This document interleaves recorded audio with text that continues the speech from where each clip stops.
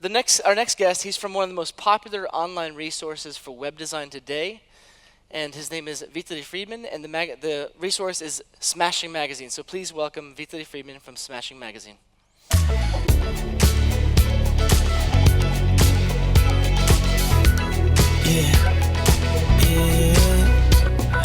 Walking home, I passed by your funeral.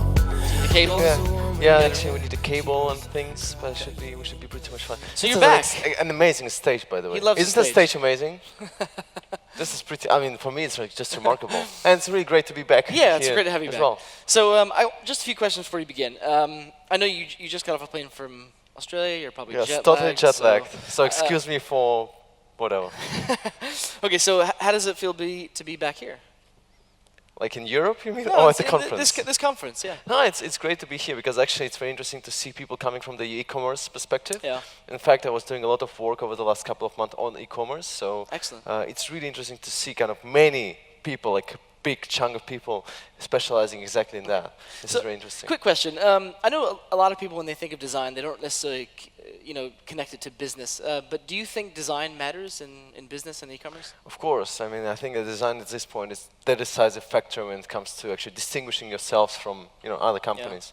Yeah. Many times when you want to establish a brand, I think that many companies actually trying to move towards design-centric approach these days, just because otherwise you have no chance. Google, it's a good example, I guess. Yeah, I mean, they were so pretty much every company. I mean, right now, today, when you're starting a product company or any service, really, it's really important to think about customer UX, to think about your interface design, to think about all the things that actually make up your experience. So, in your experience, do you so feel both like on business perspective and the design perspective, do you think people ignore design? Sorry? Do you think too many people ignore design today? I think that too many people still ignore design today, but this is about the change after today. Okay. Well, because you're going to make the future happen. Vitaly, the stage is yours. Thank you, thank you. All right, hello everyone. I have time. Hello. That's much better, I like that. So I'm really happy to be here in Malmö. It's great to be back in Sweden. But the most important thing for me, it was like a meta, I was really looking forward to it. This. So it was kind of a big deal for me. I don't know about you. It was like a big deal. When I was traveling yesterday from the Copenhagen airport to here, it was like, yes, I'm going to watch the last episode while I'm traveling. That was pretty cool, a bit frustrating in that, but that's okay. So I kind of like the show. I had to bring it up, I'm sorry. I kind of like the fact that we have the breach as a metaphor for the conference as well. Hope you're not going to have any mystery murders going on here. Okay, bad joke, I'm sorry. All right, so my name is Vitaly, and I've been running Smashing Magazine for a while. I'm still editor-in-chief there, but most of my time these days, actually, is spent in companies, mid-sized and large companies, where we do a lot of front-end performance optimization work, and also kind of UX optimization work, which also, of course, includes e-commerce. In fact, I was doing a lot of, as I said, I was doing a lot of projects over the summer when it comes to e-commerce. And I always run into lots of issues that kind of come up, right? And specifically when it comes to conversion, there are always mistakes being done, and there are always things that can be fixed so easily. Just within 4 or 5 hours, you can actually increase conversion, big time, right? However, there is a main obstacle. The main obstacle is that many people still think that the design process is weird and complicated because it involves people and organizations which often are weird and complicated. I'm not sure about Sweden, but it's totally true in Germany. Like, totally true, right? And the main reason for that is that many people think that creative process looks like this, right? Where you start somewhere and you iterate and iterate and iterate and iterate and iterate and iterate until at some point you reach the finish line. But I don't know about you, right? But it doesn't look like that to me at all. Because to me, it looks a bit more like this. When you start somewhere and you start exploring different directions and you start trying to figure out what would work and what would not work, right? And at some point you might be, progressing in your design, and then you're hitting a dead end, right? And recovering from this dead end is really expensive. This is what takes, costs money. This is what costs time. This is what also causes bad conversion in the end, right? Because you're really not going the right direction. So how can we recover from that? Well, I think that it's very important to stick to design patterns, which is kind of what I'm going to talk about today, which help us recover from this time-consuming and frustrating dead ends, right? They really help us boost our experience and also get to results faster. And of course, it all goes back to checkout. And checkout is probably the most important thing when it comes to the user e-commerce experience, of course, because we want users' money, right? However, many things can go wrong in checkout, right? Many things. When user starts adding an item to the cart, they check shipping options, they check price and local currency, they check refund policy, they check coupon codes, payment methods, guest checkout, all of those things. And every single step in this list can go wrong. And at this time, when everything goes wrong, people get frustrated and they don't buy. But this is not it, of course, at this point, because people might get some issues with payments, they might want to get invoice and so on and so forth. So there are just at least 36 steps of things that can go wrong. So no wonder that based on that many things that can go wrong, many things go wrong. The documented online shopping cart abandonment rate in e-commerce retailers is 68.53%, which means almost in 70% of the cases, we're just leaving money on the table, right? Which is not okay, right? This is a lot of money we're talking about here. And one of the main factors why it happens is related to this, of course. Speed, performance, it really matters. We tend to think that we have good connections these days. I mean, here in Sweden, I'm sure we have 4G coverage, which is pretty good. And in fact, for whatever reason, Sweden is pretty good. It's doing great. But in most places in the world, in most countries in the world, you will not get this high speed. In fact, you will get many situations where you're getting suboptimal 3G connection. So you are really much slower than you think you are. And even though you're promised 4G, you're promised LTE, in Germany, where I'm coming from, you get LG only 50% of the time. So it will take us 6, 7, 8 years until we actually get somewhere with really good coverage in terms of performance. However, many people in the design process simply don't know a lot about performance consequences of their design decisions. And this can be really nicely illustrated with this simple example. So, roaming charges. Nobody wants to get a bill like that at the end of the month, right? This is just ridiculous. However, I'm using T-Mobile, and T-Mobile differentiates countries into 3 groups. Well, as you can see on the left, friendly countries, not so friendly countries, and really not friendly countries. So in friendly countries, you'll be paying 53 cents per megabyte of data. In a really not friendly countries, you'll be paying 79 euro cents per 50 kilobyte of data.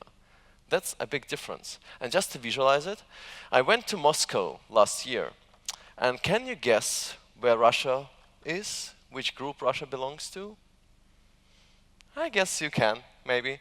So if you want to load a full front page of Vogue.uk in Russia using roaming charges, you're going to pay 93 euros and 13 cents just to see the full front page of Vogue.co.uk, right? Now this is not okay because for the same amount of money, you can get 15 print editions of Vogue in Moscow, right? So this is just not good. This is just weird, right? But this is how reality looks like. In fact, you must have heard all of the studies where we talk about, Auto Anything is a nice case study. Cut site load times in half, realized 15% jump in online revenues. Obama campaign, we made the new platform 60% faster, resulted in 14% increase in donation. Firefox download page, optimized experience, shaved 2.2 seconds, improved conversion by 15.54%. Or Walmart recently, for every 1 second of improvement, experienced up to 2% increase in conversions. So we know this stuff, right? Performance really matters, and there are actual data proving that. So this is okay, we know that, right? What else? Well, the interesting thing is that there are many little details that actually make up the experience. If you look at the most common reasons why people abandon the shopping cart or kind of do not continue, do not finish the checkout, you'll find that most people complain about extra costs, kind of hidden costs, be it shipping costs, taxes, fees, and so on. Forced account creation, where they're forced to create an account. Credit card trust, the site doesn't look trustworthy, right? Complicated checkout process, just 18% actually. So if everything else is right, even if you have a really bad UX, like a bad checkout flow, this is still going to be great, right? And payment methods where you just not have your payment method, right? In fact, there are many other options, which we will talk about it later, when you come to my workshop at 12. But these are the most important ones, right? So let's take a closer look at them. So what actually make up this problem? So hidden costs. Now, the problem is when users don't know what the actual total cost is going to be, they are not confident about the entire experience. So here at Walmart, well, you want to know what you're going to pay. So you add your items to the cart, you see your order subtotal, which is $69, and it takes you 1, 2, 3, 4, 5, 6 screens to actually get to the full price. And in between, you have to type in your credit card data, right? So no wonder that at this point, where you actually just discover that you have to pay $6 or $7 more, you abandon your shopping cart because you had no idea about it 6 steps earlier, right? So how can we fix it? Well, simple. We just provide something like estimated shipping or estimated taxes. It doesn't have to be precise, but at least it gives users some idea of what it's going to be, right? And then you can maybe tweak it a little bit and add a percent or like $1, $2, depending of course on the actual shipping costs. But estimated shipping and estimated taxes can go a long way, right? So this is really important to display full or estimated price early on, for example, in the shopping cart. But definitely way before people start entering credit card data.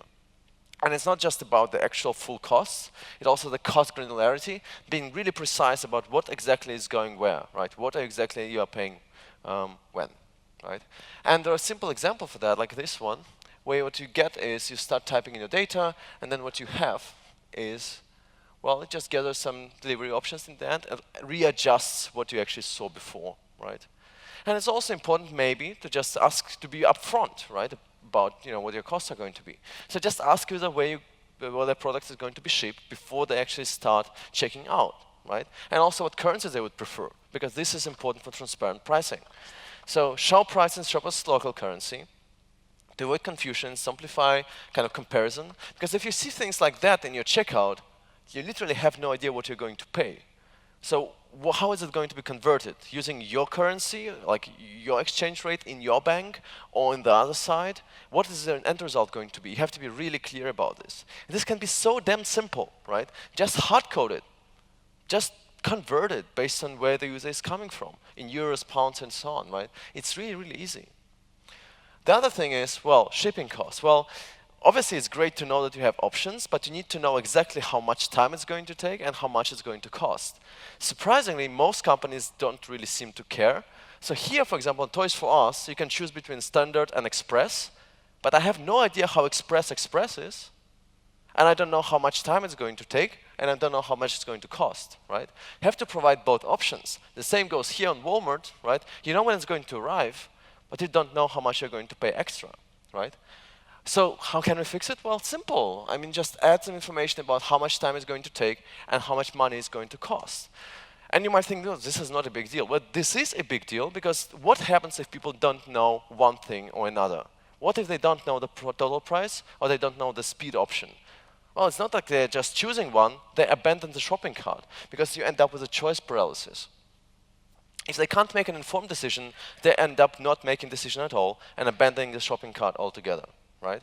The same goes for stock availability. We can actually just make sure that people know that items are in stock, so there is no confusion about delivery timing, right? And again, easy to do, just add a status bar saying it's in stock, maybe less than 5 items left, or can be shipped right away, right? Sometimes you, of course, have items which have different quantities. So it's really important to make sure that users can compare easily.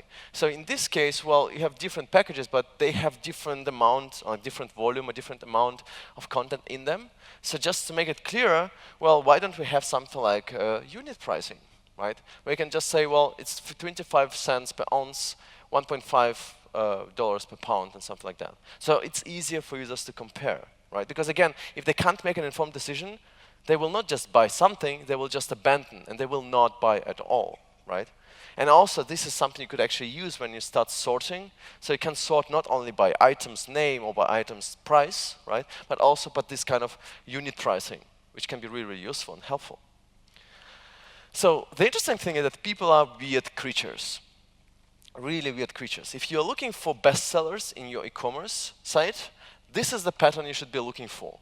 You always need many good reviews, and you always need some bad reviews. Because if you don't have any bad reviews, people think that this is fake, right? Even if you have a tremendous product and you have 25 stars, you need at least a few bad ratings, kind of descriptive ratings, just so people have trust in your product, right? So you need to encourage people to submit ratings. And if you don't have bad ratings, just write some. Seriously, because this really is important for conversion. People don't trust the other way around. And this pattern is everywhere. It's for books, for digital goods, for pretty much everything. Just watch out for this one, right? In fact, if you're looking for studies, if people have to choose between 4.5 stars and 5 stars, in most cases they will prefer 4.5 stars just because they feel more normal, more regular, because this is what the rating you would be expecting most of the time, right? So users don't trust averages based on less than 5 ratings. They prioritize more ratings despite lower average, which sounds a bit ridiculous, but you know, we are crazy anyway, right? So it's really important to provide enough reviews so people can actually make an informed decision. All right. What else? Here's another one. This is interesting. So coupon codes. Now, as it turns out, what do people do when they encounter input field coupon code? Well, if you're like me, you start Googling and searching for that coupon code, right? In fact, this is what most people tend to do.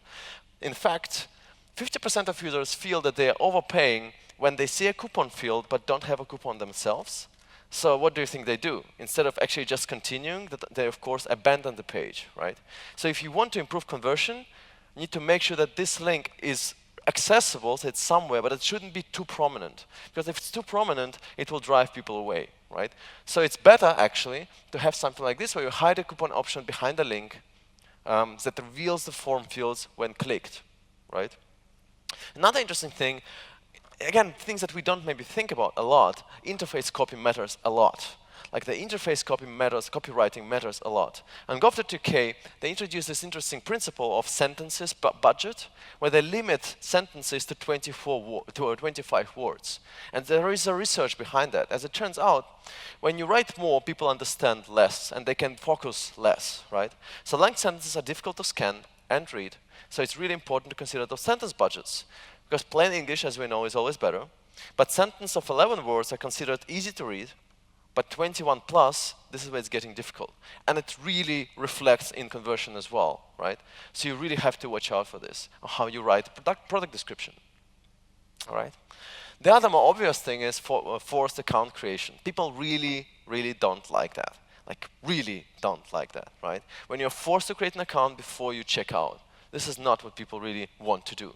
And if you ask them, so how do you feel about it? This is what they will tell you. This is the most hostile step in the checkout process. In fact, 30% of people will leave due to account creation alone, right? And the main reason for that are clear. They say too much overhead, new set of passwords I have to care about, privacy and spam concerns. I don't see any benefits, and this is my favorite one. I don't do this if I walk into the store, right? It's not like you have to sign up in a shopping mall and then actually checking out, right? So guest checkout is really, really important. If you don't have it, add it. It will boost your conversion rate. And if your CMS doesn't allow for it, you have to change your CMS. I'm sorry for being just so brutal, but this is, if you want to improve conversion, this is the way to go, right? In fact, this can be done easily. You don't have to think about the idea of account creation. So this is what checkout looks like here on creatingthedental.com, right? You start typing, and that's it. You never ever mention the account creation at all. Obviously, the account is created on the fly anyway, right? But you don't have to ask the user, would you prefer a guest checkout or would you like to register? Just ask them to start typing, to fill in the form, and then you can create the account on the fly, so they can access the details later, right? It's again very simple. Another example, which I actually really like a lot, G-Star, right? Where they actually do exactly the same thing, just even a little bit better maybe. Where you start proceeding, it say registration is not obligated, so just proceed. Right? They just say, well, we know that many companies force you to create an account. We're not like that. Just proceed. This is going to be just fast and fine, right?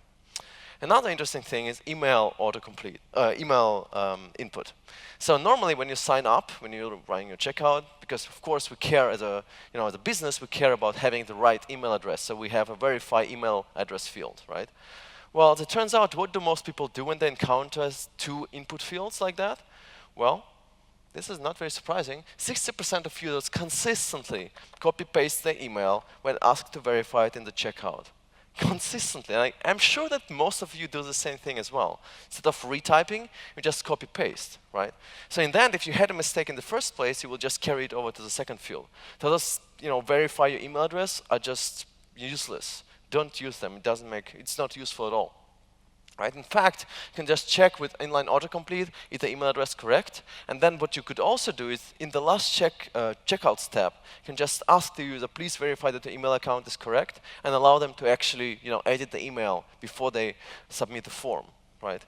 Simple again. What else? Yes, shipping address, billing address. Now, why do we need to actually make a distinction between the two? It's still not quite clear, because in over 90% of your cases in your e-commerce site, you will have exactly the same billing address as shipping address for most customers. So what you should do by default? Well, by default, shipping address should be the billing address, because most users order products at the same address, so just hide the billing address entirely and enable it by if the people want to choose, activate the checkbox to actually edit the billing address. Right? And this is how it can be done. Again, very simple, nothing too fancy about it. Here we've got a nice responsive site. As you can actually, by the way, see, it's very interesting to see many websites now adding buttons to the next input field, next checkout step, and also add to cart at the bottom. Right? Not at the top, but at the bottom. And the main reason, because we have fingers and try to reach the hamburger icon in the left upper corner with your thumb. This is just not possible, right? So in this case, so what do we do? Well, exactly the same story, where we just start typing. Then by default, it just assumes, come on, that billing address is going to be the same as shipping, right? And if you unclick it, well, then you have to type in the billing address again, right? The other thing is credit card trust. Now, we really want people to be, feel trustworthy about our brand. But we know how it works, right? We just add a trust seal, like one of those, right? What's your favorite one? Maybe this one, or this one, or this one, right? Just add a seal so the users feel more confident and secure when they're actually checking out. And you might think that this is a good idea, and many companies think that this is a good idea. And in fact, if you ask your users, what logo or what kind of brand gives you the most sense of security when you're checking out, they'll be very clear about that. Most of the time, you'll get answers like Norton and MacApp Secure, right? However, there is no real study that proves that those seals actually help. You have to really make your user research, because when we did it once, it was really surprising. Because when you start adding those logos, all of a sudden conversion drops. Can you guess why? Because people start getting second thoughts about security and privacy, and all of a sudden they feel like, oh, is it really secure? Right? So it's not like just adding those logos, like all of them, and making it all look secure. This is not how it works, of course. You have to make your user research, which is interesting. However, I mean, it can be helpful to kind of really make sure that it feels a little bit more secure. You don't need those logos necessarily. Kind of making it feel a little bit different, secure, really helps. Right? All right, what else? In general, sensitive data requires visual clues. So if you're asking for telephone input, like telephone, a phone number, you better explain why you need it, right? And also make sure that the users understand why you need it. And actually highlighting it to make sure that it's secure is always a good idea. All right? Oops, what else? Now, the other thing is complicated checkout process. There are many details that go into this. But in general, it's not such a big deal. I mean, if your checkout process is linear, this is going to be just fine. In fact, users are really forgiving. Right? In most cases, websites have between 4 and 7 steps in the checkout, which is actually a lot. That's a lot of steps to go through. But users don't really seem to care. So we have this conversation, one-page checkout or multiple-page checkout. It really doesn't matter, because users are okay with actually filling in the checkout in steps. However, they kind of get nervous when you get after more than 7 steps. This is not a good user experience if you have 9 steps in your checkout, right? But if you have up to 6 or 7, this is actually pretty okay. Right? There are many details and strategies to simplify checkout. We could place labels above the fields. We will talk about all of this stuff in the workshop a bit later, right? But in general, what it means is adding all of this stuff is really just a matter of a few hours. You have to be precise. You have to be really clear about what it is, what the users are getting. Because at any point when they get second dots and they don't know what's going to happen next, this is where you're losing your customers, right? But of course, this is not it. Because what you always also need to do, and I'm running a bit of time, out of time, what you also need to do is to make sure that they get free shipping. Free shipping is the thing, as you of course know. In fact, you can't underestimate it. It's really the thing when it comes to conversion. So it's often expected, and for 20% of customers, a top reason to shop with a particular retailer, right? However, you have to consider your thresholds. People really like free shipping, right? So if you know that most people buy $40 products and a value of $40 on average, try to offer free shipping starting from $50, and most of them will buy more. Why? Well, because 39% of customers often purchase enough items to get free shipping when available, even if they don't need those extra items. They will buy more just to get this damn free shipping, right? In fact, this is pretty much everywhere. It's like a really big deal. So you really have to include it in your price or provide extra offers for customers. It's kind of really big deal. Either all free shipping like LLB and Sears or Nordstrom, free shipping for members only like Prime does it, free shipping with minimum order to really push your sales, special free shipping days. Now this is where you should be expecting a lot of sales, or free shipping for newsletter subscription, right? Where you offer newsletter, well, you want users to subscribe, so free shipping really, really works. And this is a nice example, right? Where you just make sure that people know exactly what's going on, and they feel confident in the process. And it's not, checkout process. It's not the most beautiful example out there, but this gives users the confidence they need. So 100% guarantee, no fine print, no restrictions, shop with confidence, just free, no minimum order, no end date, free shipping, free shipping, free shipping, and of course a seal, which sometimes works, sometimes doesn't, right? But this is what if you want to be clear, if you can be clear, this will go a long way, right? So, in general, if you just had to summarize, I mean, there are many little things like this which can actually make up your conversion. Increasing it by a couple of % can be a matter of a couple of hours, literally, because you just need to make sure that everything is precise and everything is perfectly clear. Conversion in the end is all about speed and clarity, so avoid hidden costs, provide convincing arguments, and be as concise as possible in your interface copy. And that can go a long, long way, right? And I sincerely hope to see most of you, well, maybe everybody, at 12 o'clock in my workshop. Thank you so much for being here.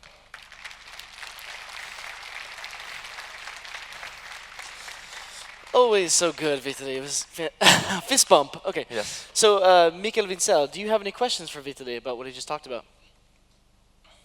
Well, Larry, of course I do. All right. Let's bring it on.